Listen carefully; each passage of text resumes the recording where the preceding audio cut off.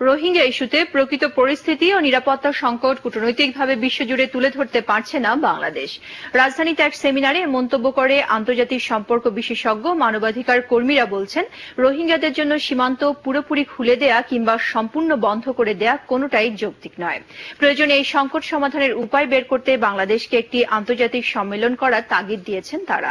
আরো জানাচ্ছেন মোর্শেদ আলম।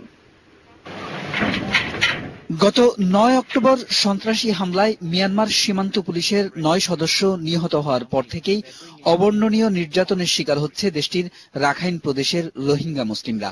আন্তর্জাতিক শরণার্থী সংস্থা IOM এর হিসাবে ৯ অক্টোবর থেকে ২রা ডিসেম্বর মিয়ানমার সেনাবাহিনীর নির্যাতনের শিকার হয়ে অন্তত ২১,০০০ শরণার্থী এসেছে বাংলাদেশে।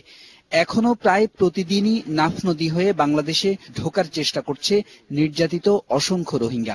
অল্পক্ষণের জন্য কিছু আশ্রয় নেওয়ার জন্য এসছে, কিন্তু আমাদের কাছে এসে কি পাচ্ছে? তোমরা মানুষ না। মিয়ানমার থেকে আমাদের নিরাপত্তা তোমরা বিঘ্নিত করার জন্য তোমরা ঢুকেছ। আমরা ৪৫ বছর আগে অন্য দেশে আমরা আশ্রয় নিয়েছিলাম, এগুলো আমাদের আর মনে রাখার দরকার নেই। এই অবস্থানটাকে আমরা কি নিতে পারি? তবে ঘোষণা দিয়ে একটি সংখ্যালঘু গোষ্ঠীকে মিয়ানমার সরকারের নির্মূল চেষ্টার পরও জাতিসংঘ আর আন্তর্জাতিক মানবাধিকার সংগঠনগুলোর অবস্থান সন্তোষজনক নয় দাবি করে বিশেষজ্ঞরা বলছেন, মিয়ানমার পরিস্থিতি নিয়ে দেশটির রাষ্ট্রদূতকে তলব করে পররাষ্ট্র মন্ত্রণালয় উদ্বেগ জানানো ছাড়া আর কোনো বিশেষ উদ্যোগ নেয়নি বাংলাদেশ। তাদের মতে, নিজেদের স্বার্থেই বিশ্বের শক্তিশালী ও প্রতিবেশী দেশগুলোকে রোহিঙ্গা সংকট সমাধানে পাশে পাবে না বাংলাদেশ। তাই সমস্যা সমাধানে আরো উদ্যোগী হতে হবে বাংলাদেশকেই। আন্তর্জাতিক ভাবে এটাকে প্রমোট করতে হবে। আমাদের ব্যর্থতাটা আছে এখানে, আমাদের দূতাবাসে যারা থাকেন তাদের একটা খুব সক্রিয় হতে দেখি না। এটা জোরদার প্রচারণা দরকার। রোহিঙ্গার ক্ষেত্রে যেমন, তেমনি কাশ্মীরের ক্ষেত্র, তেমনি বাংলাদেশের অভ্যন্তরীণ ক্ষেত্র।